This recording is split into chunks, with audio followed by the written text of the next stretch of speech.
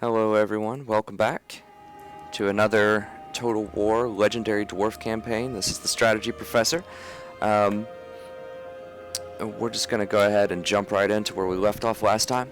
Last time we did a lot more preamble, so I thought we'd be, maybe moving a little bit swifter, but as we got into just looking at various things, I just wanted to break it down for you and just let you really know what all of the fundamental strategic elements of the game are right away so that you can make better decisions and you can understand some of the decisions that I'm making perhaps a little bit better. So I hope you enjoyed that.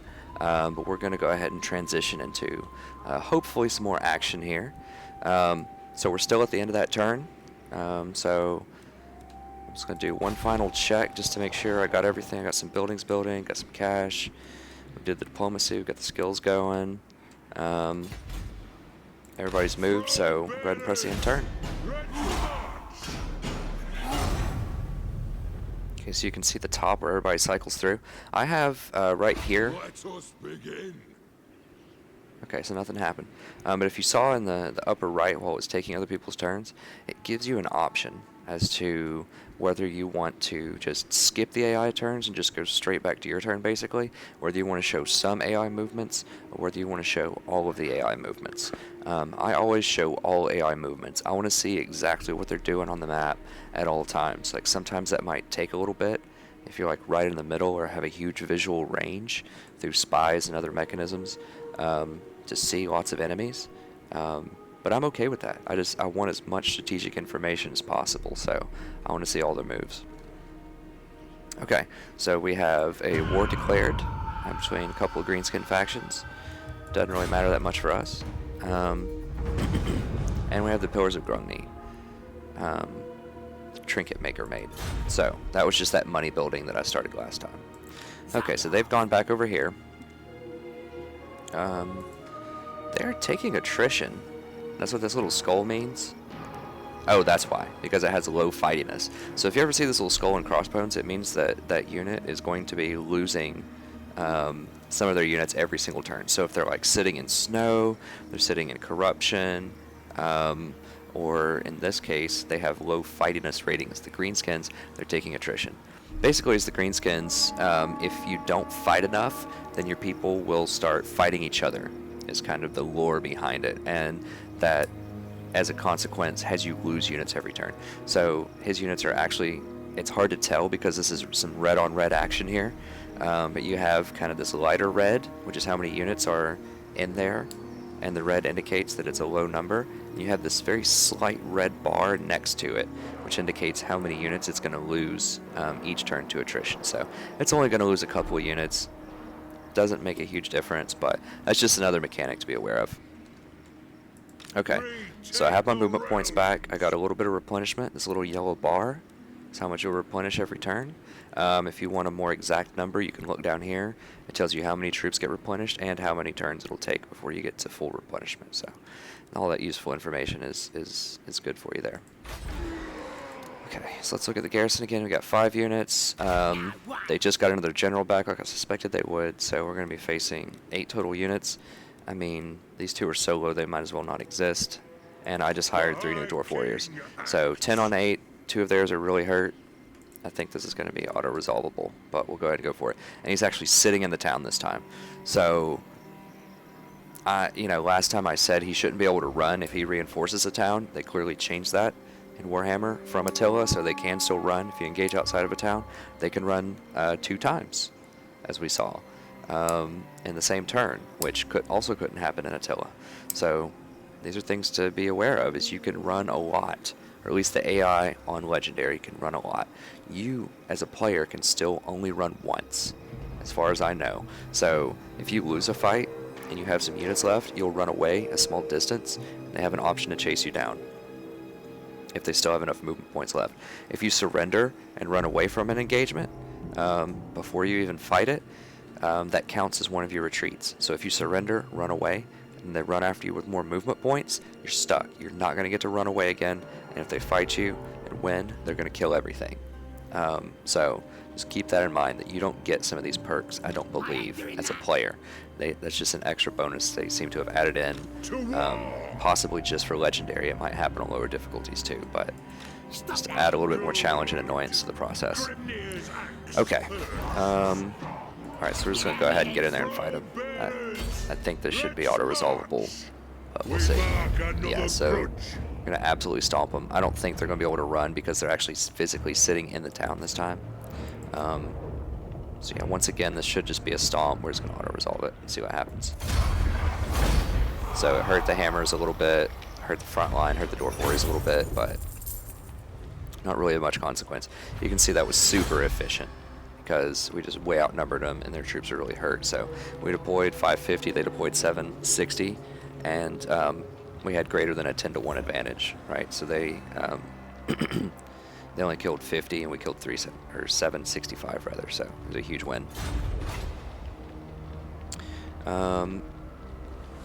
You know, last time I did this with the loot and occupy, I went back and looked at the film there, and we actually lost money off of that proposition because it costs us like 500 to repair the building, I believe around 500, and we only got about 400 from the loot.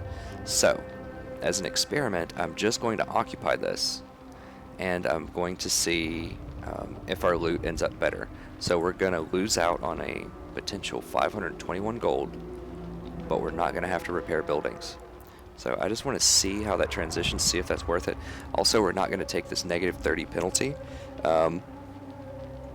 I didn't look at our public order before we did this, but I suspect it's probably around 50 or 60. And accruing this much extra instability and the -30 conquest penalty, I suspect we just might flat out get a rebellion next turn, and I wouldn't be able to respond in one turn because I'm way over here. Rebellions always spawn in your capital. So after I take this province, after I make a decision here, I'm going to own all 3 of these places, and that means if a rebellion happens, it's going to happen on the opposite end over there near Karazakarak. So I don't want a rebellion next turn. But primarily, I'm just looking to see if this is worth it from a money perspective, just experimentally here. So I'm just going to go ahead and occupy it peacefully. The runes are cast. Just see what happens here.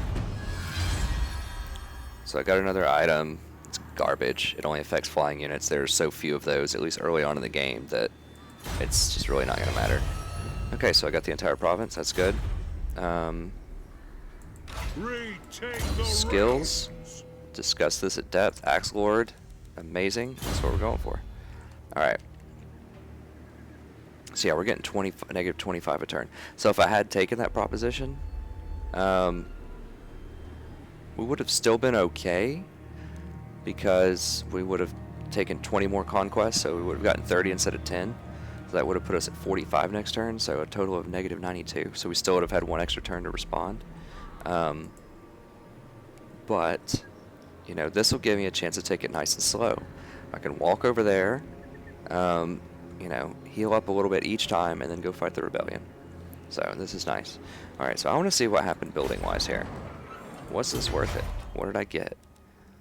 Okay, so I got a sparring chamber, which I can sell for 600 gold. And I didn't have to repair this. So, you know, it might just be more efficient just to occupy and just sell your new buildings.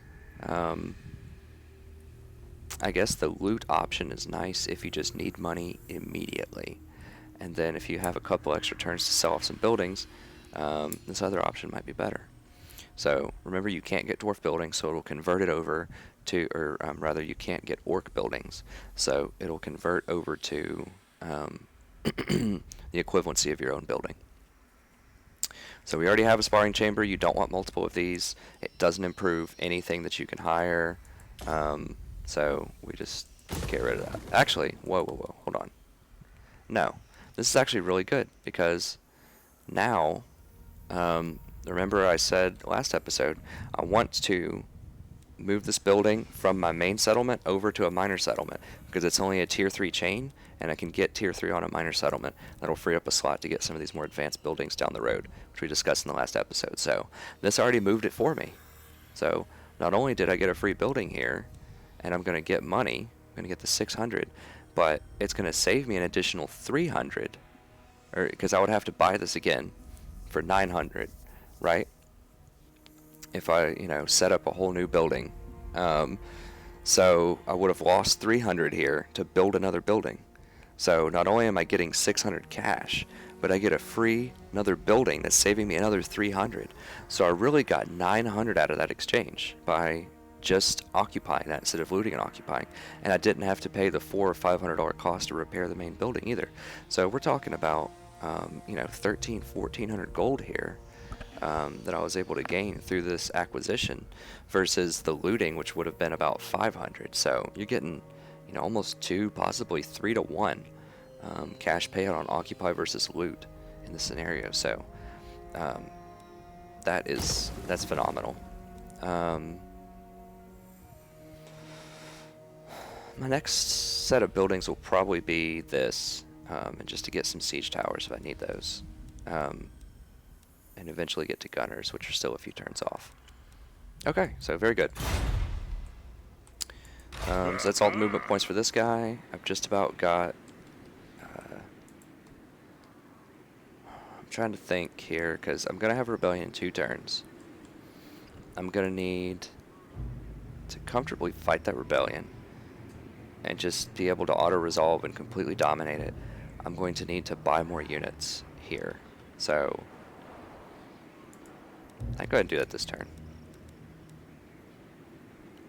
One more miner. I really would like quarrelers. I feel like I need one more quarreler in here. So I'm just going to get one more dwarf warrior. That'll give me 12. So this will be 12 on 8. It should be a pretty easy auto-resolve fight. You want to always try to do the maximum that you can with the minimal amount of resources. So, you know, if I feel like I can win the fight pretty handily with an auto-resolve with 2 units instead of 3, I'm probably going to do that. So, especially when I'm really tight on the amount of money I get each turn, and I'm not immediately going to be using a huge army to do any major fights.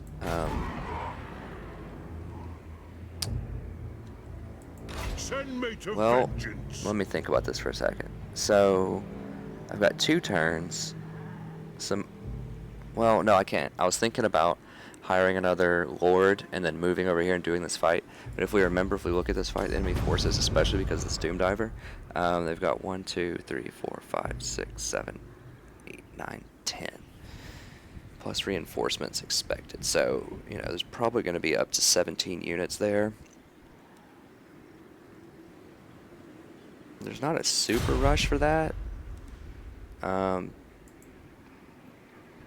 I'm going to have 12. They're going to have up to 17. I really want more quarrelers before I do that, which means this needs to be level 2. How long would that take? Let me see. Because like I said, I want to get that quest done as soon as possible. So this will take 2 turns. So if I kept this in my main building, updated it, I would be losing, you know, a third of 1,800. So I'd be losing 600 cash to do this. I'd be able to hire quarrelers, but it would take 3 turns to do that. Because right now I'm going to have to wait, 3 turns on growth. I'm going to have to wait another 2 turns for this to update, I believe. Let me see. Another 1 turn, so we're looking at 3, 4, and then 1 turn to hire a quarreler. Oh, and then I have to... Okay, so 1 turn plus 2 turns, that's 3, and then hire it, it's 4. So it's going to take at least 4 turns before I can get to quarrelers with this. 1... No, more than that. So 1 turn, 2, 3, get it out, 4... and then it's going to take 3 turns for this. So it's 7. 7 total turns before I can get quarrelers. So the question then becomes, can I... These guys are injured.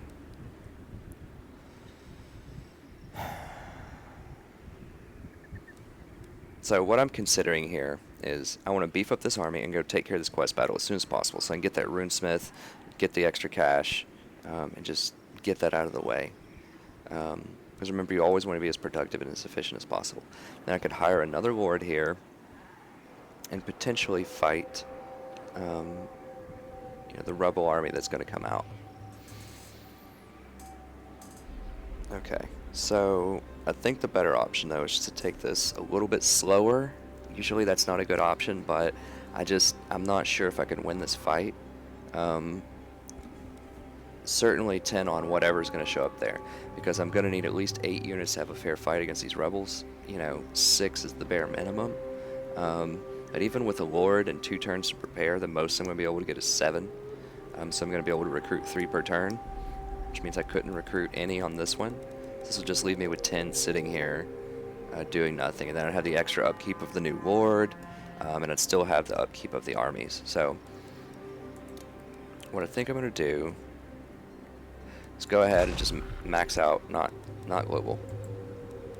I'm going to max out the credit card here, just get this to be a full stack, get some replenishment, go over here, crush this rebellion, and then I'm going to move over here, win this quest battle. I'm going to hire a new lord, start hiring here, and then I'm going to start coming down here and just beating up some greenskins. I might get someone knocking on my door here eventually too, another army. So, and then I can transition this 20 stack from here to this quest battle, and I can go over and take out Mount Gunbat as well, and then start just working my way over here and just go on a rampage with greenskins. So I think that's what my plan's going to be. Good. Okay, so we've got the tech. I don't think diplomacy's changed that much. No. Oh. Let me see that. I did go down to rank 29 though, suspiciously. I don't know how 20 other factions got wiped out. I mean, it might be just that I took another town, right? So I just got 3 settlements instead of 2, and that boosted me up, 30 ranks. So a lot of poor factions out there. Okay, so I did complete the trio here. I got everything in this province, which means I get a commandment. So each faction has a whole bunch of different. Let me see the time here. Forgot exactly when I started. I think. Hold on, the game's going to look weird and it's going to pause for a second. I was going to check how long this recording is going on. Okay, so I'm 17 minutes deep in it. I'll try to manage the time a little bit better this episode. Okay, so got about 43 more minutes to have an hour episode. Okay, so you have some choices with your commandments here. You can get construction costs reduced, recruitment costs, it's very good. Growth is phenomenal. That actually might, that doubles, or not doubles, but it's 50% faster for my ability to upgrade these different unit thresholds. Okay. High King's tax rate, so that's really good if you have a very rich economy and you just need some more cash. 5% on about 700 though, not so much money, so not worth it. And if you need public order or vampiric corruption or chaos corruption, then that's a decent option. So not relevant right now. My public order is so terrible, and I just have armies sitting here looking to fight something that I really don't mind fighting. So it all comes down to, do I want cheaper recruitment costs or do I want more growth? Recruitment cost is 5%. These dwarfs, each one of these costs between 350 and 475. So 2 475s would be 950 plus 1350 would be what, 1300. 5% of that's going to be, I don't know, 50 or 60 gold. So is 50 or 60 gold? Because I'm going to hire 3 more next turn when the commandment takes effect. Is that more valuable than 15 growth? 15 growth lets me expand 50% faster. So I think percentage-wise, we definitely just want to go with the growth. Additional tradable resources, irrelevant right now, and frankly, just not really that relevant most of the time as you move on in the game. Maybe late game. I didn't get to late game with my other dwarf campaign if I'm actually able to get lots of trade agreements, but for now, it doesn't matter. Okay, so I think that's actually going to be the end of my turn here. We got no grudges, no diplomacy. Nobody else to move, so I feel so naked, like just not having much to do. Okay, here comes somebody. So they're mad about it. They're coming over raiding. Oh, wow. Did you guys see that? I'll show you what I saw here in a second. Okay, so if I actually take out these guys, I'm going to get a Greenskin conflict, which is 16 leadership versus Greenskins. So my guys are already tough to break.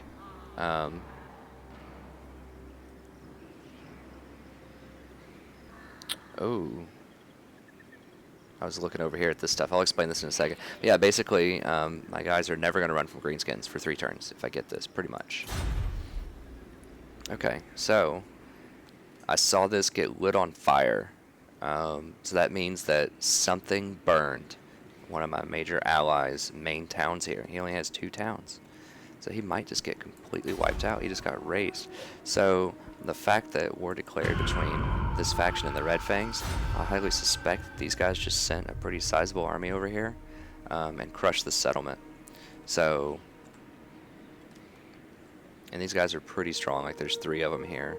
Although if they want this province, I don't know why they would not occupy and just raise it. Like, it doesn't make sense from a strategic point of view. Who are these? Bloody Hand. I don't remember seeing those guys. They must usually get wiped out early in the campaign. But anyways, so that means there's people knocking on our door right here. There's only 5 of them, and they're raiding. So, not a huge deal. But we need to go take care of it because they're leeching 42 gold off of us every turn. I'm really surprised we didn't get a grudge for that, did we? Oh, we did get a grudge. Okay. Just the reward is Greenskin conflict instead of money. I'd much rather have the money, but, you know, whatever. I'll take what I want. I'll take what I can get.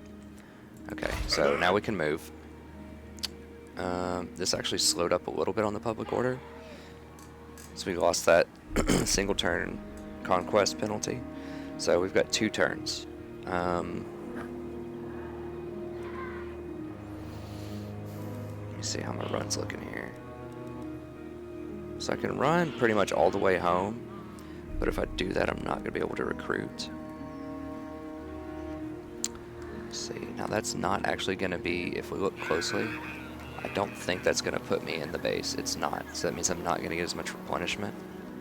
And I want to replenish my lord and some of these other people. So my option is run to a very close position. Because the rebellion's going to spawn like right here. Or if I don't do that, I can run to here, get some more replenishment, hire 3 more units. But I run an outside chance of when I engage them, when they're right here, they might be able to run away off my property. And I might not be able to chase them down in 1 turn. So that's the risk. But you know what? I want the replenishment. I want to be able to hire more units just so I can go over here and do this quest battle.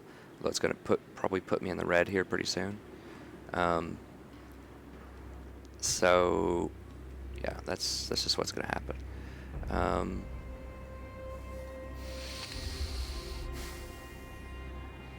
thinking because I don't want to go too much in the red because I want to be able to hire another army and go mess up some greenskins. Okay, so I'm just gonna.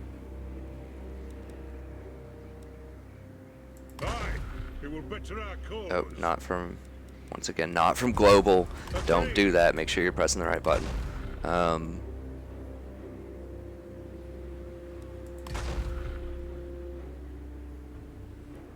That's an awful lot of melee. You would not usually want this in your composition. You would want, you know, at least 1/3 of your composition as dwarfs to be ranged units, most likely, because that's really a lot of your strength.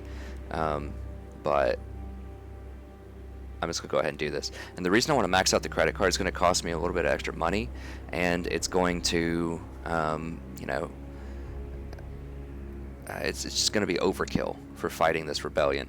But I want to take this army, and I want to get over here, win this quest battle, and go up here and win this. So I'm going to need a huge army here in the first place.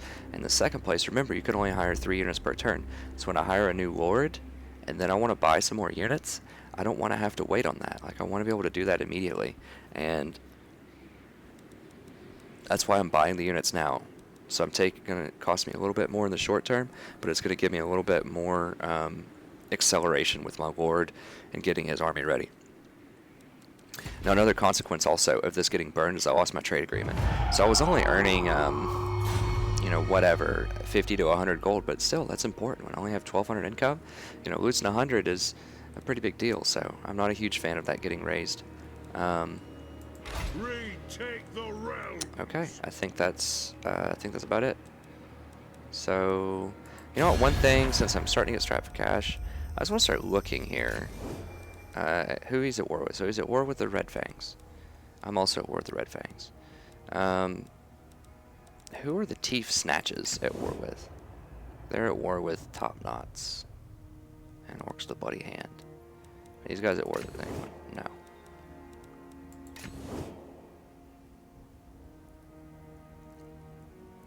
So why I'm looking at this is you can join wars, and sometimes people will pay you to join their war. So you're offering, you know, when I join a war, a lot of times it's just kind of moral support, just saying, hey, diplomatically, I'm in it with these guys, I'm going to support them. And I don't offer that much actual military support a lot of times. But you can get cash for that. So let's see. I will hear what you have to say. These guys have a few wars. But I don't want to get into a fight with somebody that I might want to befriend later down the line, if I can help it at all. So let's look at the Empire Secessionists. Okay, so moderate. Now, they don't have a ton of money. You can see here it says their economic power is weak, but I just want to see if I can get some cash out of them, just kind of like what we did last time. Just go to war with these random factions on the other side of the world that, you know, I'm not going to have interactions with for a very long time. And just see if I can get some cash. Because building up these armies is going to be expensive. Okay, so 750 is too much. See if we can get 500. Okay, nope. Join war against. And these are Empire Secessionists, so you know that's going to be a rebel army. The Empire's just going to wipe them out. So it's not going to have a lot of long-term diplomatic repercussions. Okay, let's just see if I can get 300. Okay, so basically I got a free 300. It improves my relationship with them just a little bit. You see I get 1 green for secessionists, and yeah, so it helped. I got 300 gold. That's good. Now you'll notice in the modifier column I've got great power -10. That's because somehow I've jumped up to rank 7 now. I don't really understand that. I guess it's because I built more dwarfs, or I just have a lot of money. I have no idea, honestly, why it's ranking me number 7. There's just a lot of weak factions out there in the early game, I suppose. So, but as you move up the diplomatic rank, you'll notice that this great power modifier will rise. So if you grow to be number 1, like I am in my other campaign with dwarfs, you'll get up to a -60 modifier. So that makes it extremely hard to have relationships with other people. So the Empire Secessionists went to war with them. We're on this part of the map. Let's see if they will pay us for other wars. The Skull Takers. Ooh, high. So that means they really want me to go to war with them. So let's see if they're willing to pay. Moderate. No, they're weak against. They just straight up might not have the cash. Now these are orcs, I'm guessing, based on the sound of them. Okay, 750. Try 500 because it was high. Moderate. Okay. See if we can get another 300 out of them. I mean, nickel and dime, like I've said before. If you can get cash, like, just get the cash. Any way that you can. Okay. Do 300 for that. And this sounds Skull Smatches. Sounds like another obscure orc faction. So they're way up there. They don't matter to me. Okay, so let's just... The trend seems to be 300 bucks for going to war, so that's what we're going to do. Okay, so I just got 900 free bucks right there.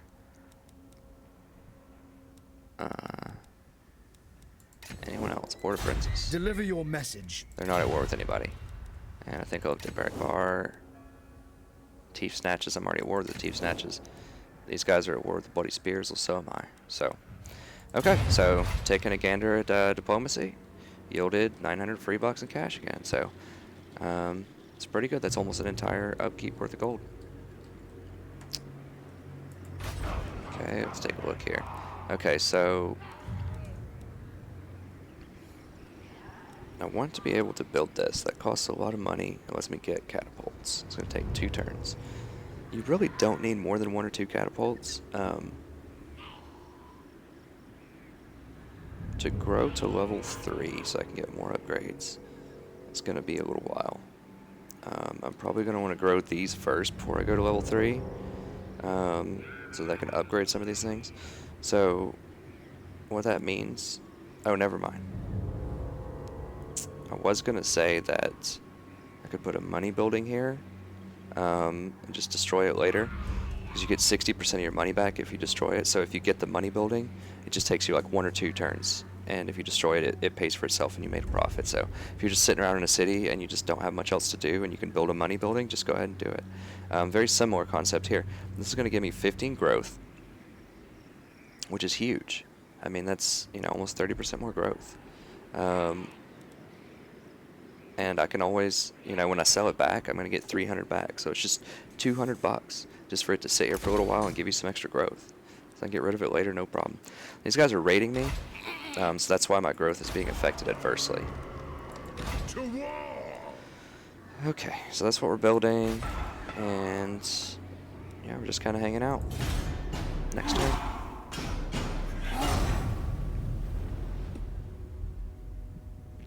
Okay. All right. Well, if you guys wanted some action, it's getting interesting. So definitely starting to send armies my way. I'm still the big kid on the block with 16 here, and I'm gonna walk up and flex on him here in a second. Now it's 2 more turns for rebellion. This is gonna be a really inopportune rebellion. Now they stopped raiding me also, for whatever reason. So that means I got my growth back. 60 growth. Throw banners. Let's march. I don't really want to make another army right now. I'll tell you what, could be sneaky. So I'm waiting on the growth for 1 more turn anyways. Let's look at this. How much, so military presence is giving me 5. So what I'm thinking about is if I could just burrow under here while these guys are just playing around, because they're not going to be able to assault this. They could fight this place, but they cannot fight this place this early in the game. So I could just burrow under here and just like sack this place and get some cash for free. But if I burrow under there, there's 100% going to be a rebellion next turn. It'll take me another turn to burrow back. That means they're going to have 14 units. If I take the town and then try to burrow back, it's going to take multiple turns. So I'm really running a risk of that rebel army come in here and just immediately taking this little place out of the picture. So what I'm going to do, I'm just going to walk over here so that, and will that give me, okay, that'll give me the rebellion. Okay, so this puts me in a position to threaten these guys, so they're probably going to run away, and I'm going to get the rebellion. I'm going to guess it'll be right here. It'll be here or here. And then I should be able to fight it and chase it in the same turn. And because I've moved out of this town, I don't get the military presence bonus of 5 that I was getting, and so that pushes it up from 11 to 16. So instead of being 99 public order next turn, now I'm going to be well north of 100, so I'm going to get that rebellion. Okay, our tech finished. We just talked about militia training, how ridiculous that is, so that's what we're going for next. And by just talked about, I mean a couple episodes ago. Alright, got that under control. Just doing one last check here. Alright. Go to the next turn. Okay, so that little yellow flag there is the rebellion. Oh, they're fighting each other. Look at that. Those guys are not playing around. Okay, so they just, one of them killed the other one for me. Okay, so rebellion. And I get a $500 bounty for killing that rebellion. Oh. That is interesting. Okay, so the Greenskins just confederated with the Bloody Spears. So what that basically means is that anybody who is a bloody spear faction on the map, becomes the Greenskin faction. So they basically gain all of their territory, gain all their military, gain all their army. Let me get out of these screens here and I'll explain what that means. Okay. So that means that these just became Greenskins. That means they get all of the Greenskin money, they get all of the Greenskin tech, they get all the Greenskin things. So that means that the Greenskin is a more powerful faction. So that means they could just drop, since they have a lot of money, they could just drop a lord, build some recruitment facilities up here, and just really get a huge pimped out army that the other faction just would not have been able to afford. So that's very bad for us. They confederated. The ramifications of a confederation are they're going to have negative public order in all of their provinces, and they're going to get negative diplomatic relationships with orcs. Well, as a legendary AI, who cares? Like, as an orc, you already want to fight everything, so diplomacy really doesn't matter.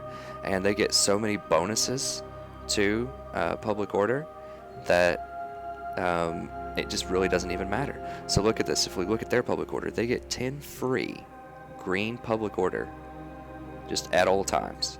So even with the events modifier, which is the confederation I just talked about, being -8 across their entire empire, they're still in the green public order wise. So they're basically never going to have bad public order under normal circumstances. So just something to keep in mind. Okay, so that just got really bad for us. They actually did take over this town after they raised it, which is curious. But, when you're the AI, you get all kinds of extra bonuses to your resources. I guess you can do whatever you want. Okay, so let's go ahead and fight these guys. Attack! Yeah, very auto-resolvable.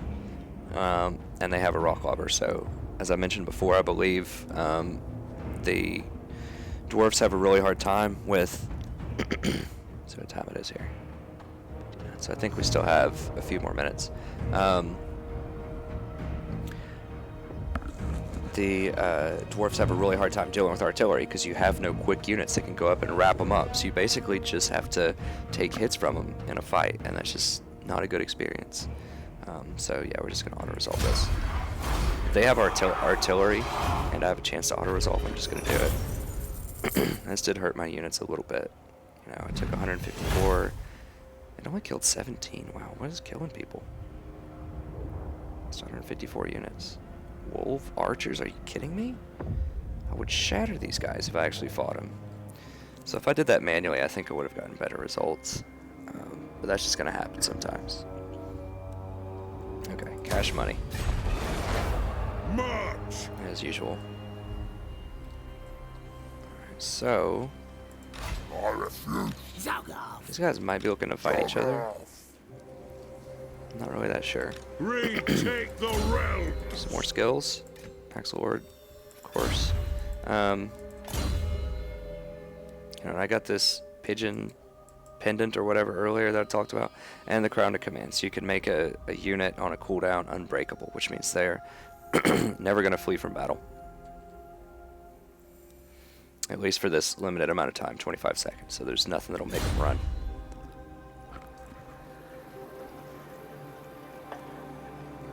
Okay, so this is going to upset this faction that I'm running onto their territory, but I'm either at war with them or I will be soon, so I don't really care. Bring them! Sorry, I just all of a sudden got kind of a dry throat, so if I'm coughing, I apologize. It's near the end of the episode, though, so hope you can bear with me a little bit there. Okay, just crush them. Okay, so I've heard from watching Legend of Total War, if you double auto-resolve, they're never going to be able to run away again. I don't remember if that's true from what I've seen, but we do know that if you try to manual resolve at least one fight, then they can run away again. Because remember, our very first couple of turns, that army ran away twice. So that's important to keep in mind. Okay, some more cash. So we got 400 from that, I think like 200 or 300 from the initial fight, and then we got 500 off the bounty right here. So pretty good old chunk of change, put us up to 12,000. So rebellions are pretty good. Or they can be if you manage them correctly. Got another skill up. Boom, max axe lord. This is huge power spike. And In fact, how crazy do I want to get here? You know, I'm already in a position to fight these guys. I have a huge stack army.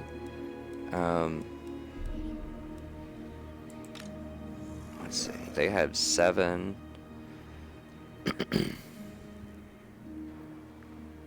7 here. What is this? They have 10. And their reinforcing is, look at their barracks. That's Varenka, so 10, 11, 12, 13, 14, 15. Many of these appear to be goblins. Their general is a level 1 goblin shaman. You can kind of see that. Even though we can't see his card, he still represents over here, so you can kind of take note of that. So One rug. I can run over here and just start stomping these guys if I want to.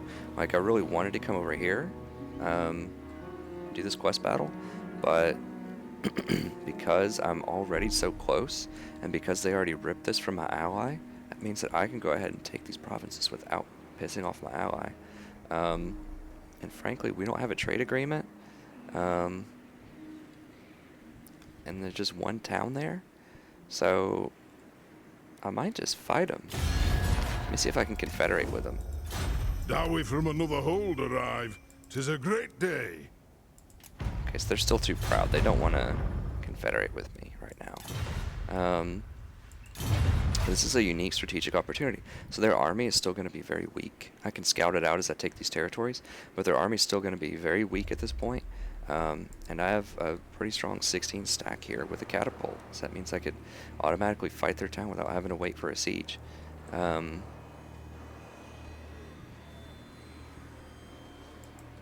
But I lose out on this quest battle, and I open myself up to a flank from goblins this way. So I'm going to do it. I'm just going to be bold here. Wipe out the trespassers. Okay, so he's running No reason for it. like a little pansy, we'll say.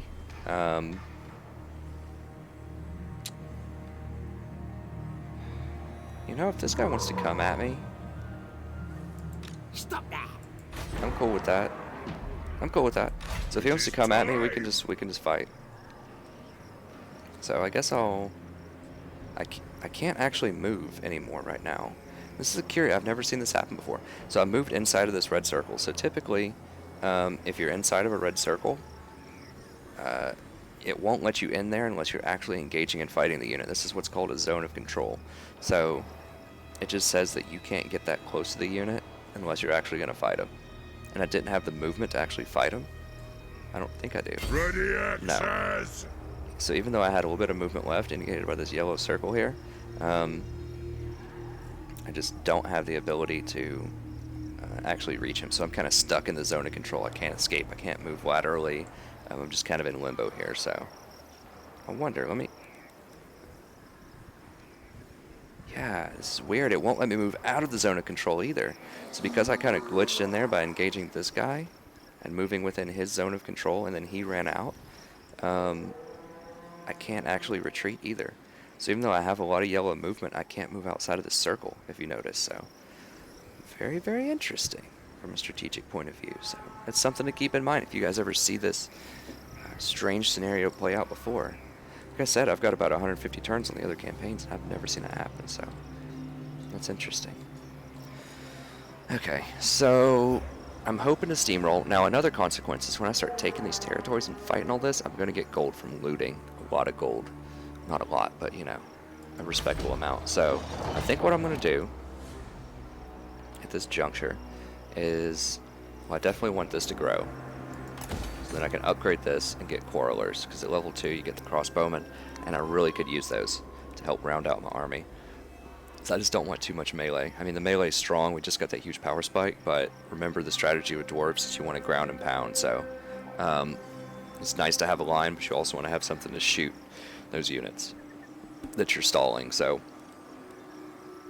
go ahead and recruit a lord here, just to start massing up. We have a little bit of extra money, not a lot, but we have enough. The public order's under control for a few turns. If you win a battle, you get a military crackdown bonus there of 8 on your public order. Now that decays over time, so my public order is going to be -1, -2, -3, -4, and so on. So this is going to buy me at least I can do the math on that. So we've got, what, 81 at the end of this turn, then 83, 86, 90, 95, and then we're out. So that's 6 turns after this one. So I'm not going to be able to clean all this up in time to get back here in 6 turns. So unfortunately, I think I'm going to have to recruit here, beat one more rebellion back, and that should buy me enough time on the public order to get over here and do this quest battle in a timely fashion. And it should give him enough time to retreat back and get another fight. I'm trying to think now. Okay, so I've got 6 turns. If I want to get really bold, I could make a unit, hire 3 things this turn, hire 3 things next turn. That'll give me 7 total units. Hire 3 things the turn after that. That'll give me 10 total units. Then I think I will have my archers after that. Hire 3 more archers. That'll give me 13 units on turn 5. And then 16 turn after that. But that's about how much I will need to do the quest battle, is 16, I think. And on the 6th turn, I'm going to get that rebellion. So there's no way I can get a respectable army up here, get over here, fight this quest battle, and then take, you know, another 3 turns to run back over here and defend this. So as much as I want to do that quest battle, we're just going to have to wait on that. It's a recruit award. So this is pretty crappy. So if you recruit, you usually get a roster of different people you can recruit. Ungrim we can't get until we get control of Kara's Carrick, which is, or Carrick Kadreen, excuse me, which is up here in the mountains. So I think it's like right there. It's undiscovered, but it's like right there. So we've got a ways to go before we can get over there and get that, unfortunately. So we'll do it at some point, just not for a while. So right now our only choice to recruit is this guy that's ugly. So it's going to cost you an extra 250 upkeep per turn. So it's definitely going to be digging into my cash reserves. And then it gives the enemy -5 leadership, which is useful. But it also gives my own province -1 public order. So all in all, that the negative public order is not great, but I think the negative enemy leadership can be pretty good as long as you're fighting units in the region. So let's go ahead and recruit. It says it's going to increase my cost by 376. So we'll go ahead and recruit him. Let us begin. We're going to put him in this town here. We march. So I got the extra -1 modifier. And we're just going to go ahead and recruit. Now, if we recruit too much more, we might actually go into negative territory with predicted income. And we might have to start digging into these reserves.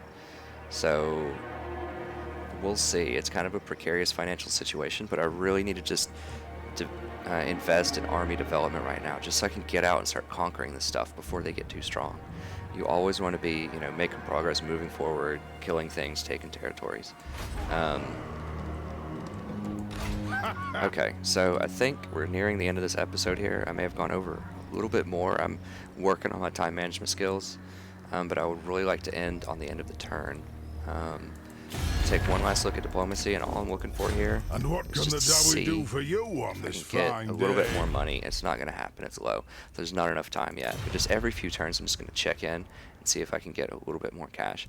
You'll notice right here they're ranked 35 now after they took that town. That signals to me that they probably don't have a very strong army yet. So there's a high probability I'm going to be able to defeat them. And although they're my friends and I have it on aggression, you know,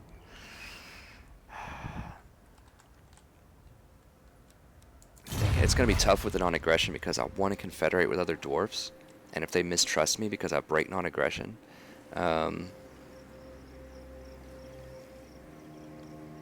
then that's going to be problematic. Because I want to confederate, and if I had bad diplomatic relationships, I'm not going to be able to confederate with, especially Zufbar. So I think I want to go ahead and break A non-aggression agreement? I don't know. I don't know how much the penalty is if you break it. In the other campaign, when I broke it, I went from steadfast to dependable, and then I got back to steadfast relatively quickly. So I think, well, we're gonna find out, because I'm not 100% sure that I want to get rid of them. I mean, heck, these orcs might get rid of them for me before I even get over there. So, you know, I don't want to risk taking a diplomatic penalty for no reason. And at the same time, I want to see if I can get that extra 300 bucks, or 750 is what I got last time. So I can get that extra $750 gift off of them. And I'm also kind of holding out hope that they might just pony up if I start taking all this territory. And just want to confederate with me. Then I don't risk the diplomatic penalty. I will take the confederation hit, public order across all my provinces, but I think that's worth it to not accrue that diplomatic penalty. Probably worth it. So I guess we won't fight them right away. All right, nothing else to build here. I don't have any more growth.